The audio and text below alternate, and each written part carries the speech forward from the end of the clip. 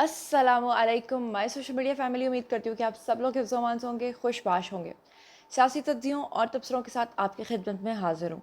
इस वक्त जो वीडियो आप देख रहे हैं ये एज़ लाइव वीडियो है और आपको पता ही है कि 2 दिन से ये जो आइनी तरमीम होनी है इसके अंदर इतने ट्विस्ट एंड टर्न्स आ रहे हैं कि उसके बाद जो है वो मैं रोज़ाना वेट करती हूँ कि अच्छा मैं थोड़ा सा और वेट कर लेती हूँ। आजकल आपने देखा होगा कि 2 दिन से मेरे वीडियोस टाइम पे नहीं आ रहे, क्योंकि मेरी कोशिश ये होती है कि जैसे कोई फ़ैसला आए तो मैं उस वक्त आपको बिल्कुल ताज़ा तरीन ख़बर जो है वो उससे आगाह करूँ। लेकिन हो क्या रहा है कि सियासत हमेशा उतार चढ़ाव का ही नाम होता है। इतने ट्विस्ट एंड टर्न्स आ रहे हैं। कभी मौलाना फजलुर रहमान जो हैं, आपको पता ही है कि कल उनके ख़िलाफ़ काफ़ी ज़्यादा ट्रेंड चला पीटीआई की तरफ से, और यहाँ तक कहा गया कि मौलाना बिक गया, मौलाना झुक गया, मौलाना जाकर किसी और के साथ मिल गया। फिर मौलाना फजलुर रहमान ने जो बीच में एक ट्विस्ट दिया, उसके बाद जो है वो पीटीआई वाले फिर से मौलाना साहब जो हैं उनकी इमामत में नमाज़ पढ़ने लग गए और मौलाना साहब को बहुत अच्छा कहने लग गए और कहने लग गए कि मौलाना ने तो देखो जी तिगनी का नाच नचा दिया है। आपको पता ही है कि सियासत के अंदर ये उतार चढ़ाव जो है वो आते रहते हैं और हमारा ये काम होता है कि आपको हर तरह से हमने खबर से आगाह करना है। इस वक्त जो सबसे लेटेस्ट खबर मैं आपको देने जा रही हूँ जनाब, वो ये है कि वैसे तो आप लोग अच्छे तरीके से जानते हैं कि 12 बजे के बाद से अब ये तमाम सियासी सरगर्मियाँ जो हैं ये अपने अंजाम को पहुँचेंगी और उसके बाद जो खबर होगी लेटेस्ट वो मैं आपके साथ शेयर करूँगी। लेकिन अब तक की जो सबसे लेटेस्ट खबर आपके साथ शेयर करने जा रही हूँ वो ये है कि जो मुजव्वज़ा आइनी तरमीमी बिल है, इसमें आपको पता है कि कल मौलाना फजल रहमान ने ये कहा था कि आप मेरे सामने जो अमेंडमेंट्स करनी है उसका जो आपने वो बिल है वो मेरे सामने रखें। जब तक मैं उसको देखूंगा नहीं, उस पर मुशावरत करूंगा नहीं, उसको पढ़ूंगा नहीं, तब तक मैं उसके ऊपर साइन कैसे कर सकता हूँ, वोट कैसे दे सकता हूँ। तो अब ऐसे में आपको बताऊं कि ये जो आइनी तरमीमी बिल है इसमें 54 तजावीज़ शामिल करके जो ये बिल है ये तैयार किया जा रहा है और इसकी तफसीलात जो हैं वो मुझ तक पहुंच गई हैं। तो मैंने सोचा कि मैं जल्दी जल्दी आप लोगों को ख़बर से आगाह कर देती हूँ कि ये जो 54 तजावीज़ हैं ये क्या मामलात हैं और क्या ख़बर है। तो चलिए वन बाय वन जो है वो मैं आपको ख़बर देना शुरू करती हूँ कि मुजव्वज़ा आइनी तरमीम बिल का जो मुसव्वदा है वो अब तक सामने आ चुका है, जिसमें मजमूई तौर पे जो तजावीज़ शामिल हैं वो हैं जी 54। अब आपको बताऊं कि मुल्क में आइनी तरमीम के ऊपर नंबर गेम्स का जो ये दिलचस्प खेल जारी है, इसमें हुकूमत ने आइनी तरमीम जो है वो वफाकी काबीना और पार्लियामेंट में पेश जो अभी तक नहीं की थी उसके अंदर अब जो ये मुसव्वदा बन रहा है वो मैं आपके सामने रखने जा रही हूँ। लेकिन आप लोग जानते हैं कि इतवार को ये जो चूहे बिल्ली का गेम शुरू हुआ था और कौमी असम्बली का जो इजलास है वो शुरू होने के बाद मुख्तसर तरीन कार्रवाई जो है उसके बाद इसको मुलतवी कर दिया गया था। अब मुजव्वज़ा जो है वो आइनी तरमीम के हवाले से कौमी असम्बली और वफाकी काबीना का जो इजलास है उसके बारे में कहा जा रहा है कि वो आज होगा। अब आपको बताऊं कि आइनी तरमीम की जो मज़ीद तफसीलात हैं वो इस वक्त मेरे हाथ में है, जो मैं आपके सामने आपको बताने जा रही हूँ। दस्तावेज़ात जो हैं उसके मुताबिक आपको बता दूँ कि तरमीमी बिल के अंदर जो आर्टिकल 63A है उसमें तरमीम की जो तजवीज़ है उसको शामिल किया गया है। आर्टिकल 63A में पार्लिमानी पार्टी की हिदायत के ख़िलाफ़ जाने पर वोट शुमार करने की तरमीम की तजवीज़ भी शामिल की गई है। एक दफ़ा फिर से आपको बता दूं कि आर्टिकल 63A में पार्लिमानी पार्टी की हिदायत के ख़िलाफ़ जाने पर वोट शुमार करने की तरमीम की तजवीज़ भी शामिल की गई है। आर्टिकल 17 के ज़रिए वफाकी आइनी अदालत की तजवीज़ और आर्टिकल 175A के तहत जजेस की तकर्री के तरीक़ाकार में भी तरमीम की तजवीज़ को शामिल किया गया है। यहाँ पर आपको बता दूँ कि मुजव्वज़ा आइनी तरमीम जो तरमीमी बिल का जो मुसव्वदा है उसके मुताबिक वफाकी आइनी अदालत के चीफ जस्टिस के लिए नाम कौमी असम्बली की कमेटी वज़ीर आज़म को दे देगी और दस्तावेज़ात के मुताबिक कौमी असम्बली की कमेटी में 3 सीनियर तरीन जजेस में से चीफ जस्टिस का इंतखाब जो है वो किया जाएगा। जजेस की तकर्री के लिए कौमी असम्बली के अरकान जो हैं उनकी जो कमेटी है वो 8 अरकान के ऊपर शामिल होगी। कमेटी अरकान का इंतखाब स्पीकर कौमी असम्बली और तमाम पार्लिमानी पार्टी के तनासब से किया जाएगा। कमेटी चीफ जस्टिस की रिटायरमेंट से 7 दिन पहले सिफारिशात वज़ीर आज़म को देगी और उसके बाद मुजव्वज़ा आइनी बिल के मुसव्वदे के मुताबिक ये कहा गया है कि वफाकी आइनी अदालत के जज की रिटायरमेंट की उम्र जो है वो 68 ईयर्स तक कर दी जाएगी। इससे पहले 60 या 62 3 या जितनी भी है اب جو ہے وہ عمر کر دی جائے گی کتنی 68 ایئرس. جب تک کہ کوئی جج جو ہے وہ 68 ایئرس کا نہیں ہوتا تو وہ ریٹائر نہیں ہوگا.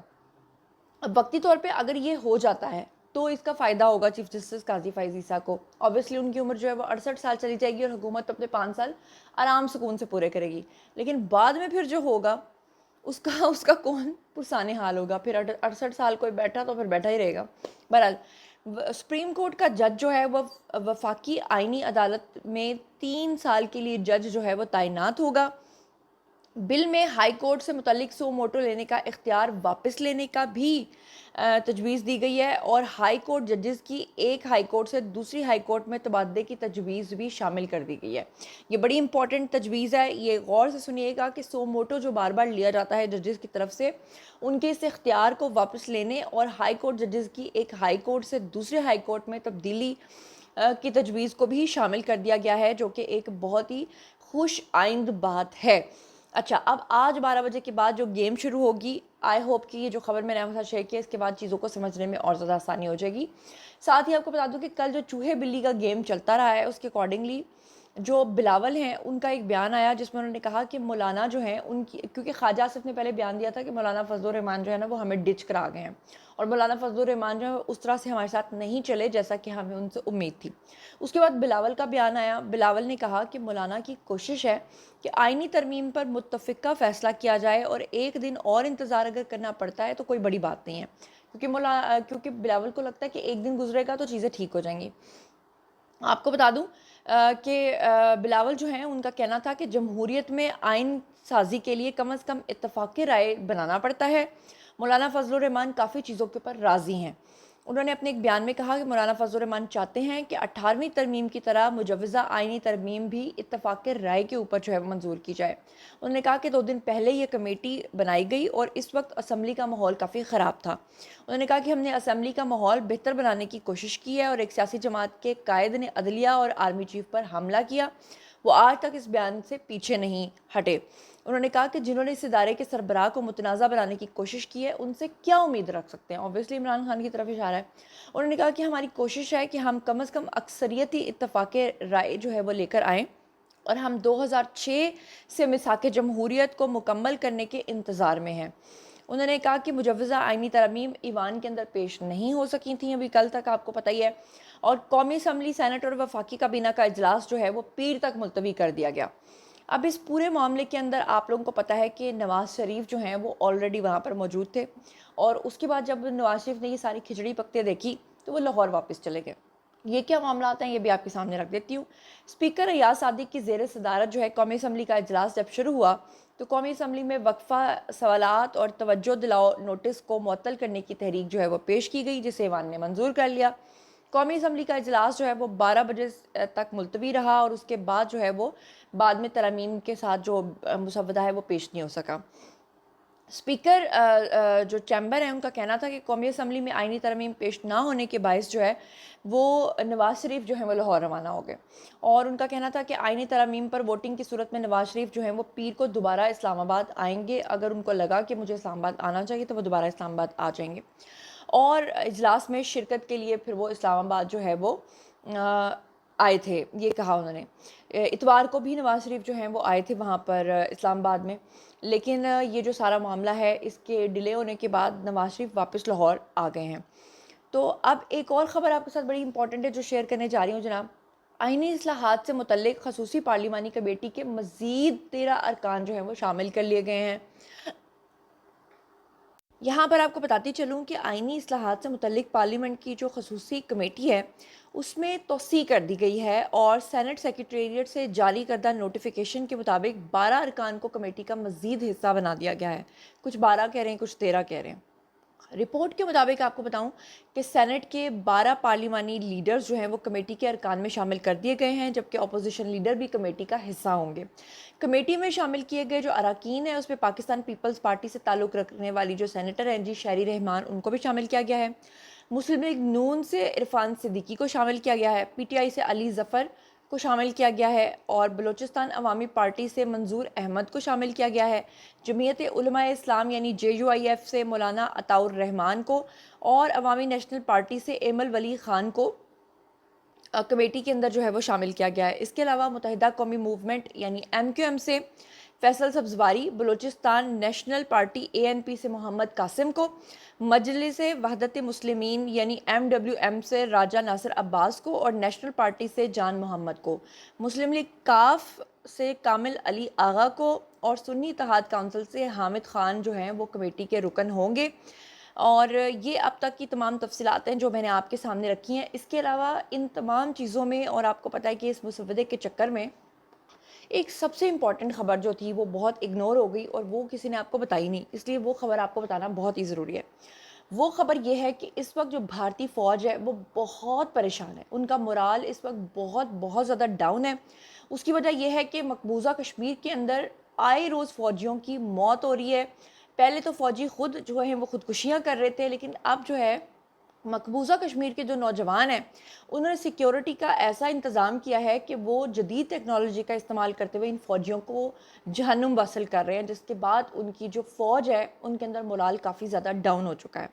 آپ کے سامنے خبر جو ہے وہ رکھنے جا رہی ہوں کہ مودی سرکار کا مقبوضہ کشمیر میں امن قائم کرنے کا جو فریب ہے، جو مقبوضہ کشمیر میں وہ دینے کی کوشش کر رہے ہیں، وہ بیسیکلی ان کے لیے ایک ڈراؤنا خواب بن چکا ہے۔ ہائی ٹیک اور اسٹریٹجک انتخابات سے پہلے کشمیر میں حریت پسندوں کے حملوں کی ایک نئی لہر نے بھارتی فوج کو حیران کر دیا ہے، اور یہ خبر دی گارجین کے اندر جو ہے وہ اب تک چھپ چکی ہے۔ گارجین کے مطابق انہوں نے بتایا کہ مودی حکومت مقبوضہ کشمیر میں امن قائم کرنے میں مکمل ناکام رہی۔ کشمیر میں بھارتی حکومت کا امن قائم کرنے کا دعویٰ جو ہے وہ جھوٹا نکلا۔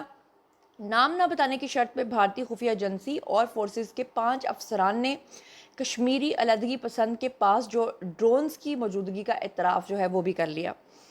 مودی حکومت کا پرامن کشمیر کے دعویٰ جو ہے وہ ریت کی دیوار ثابت ہوا، اور تازہ حملوں نے کشمیری حریت پسندوں کی لہر کے اندر جو شدت آئی ہے اس کا بھی اعتراف کیا۔ کشمیر میں حریت پسندوں کی طرف سے ٹیکنالوجی کے استعمال اور جدید آلات نے بھارتی حکام کو شدید مشکلات سے دوچار کر دیا۔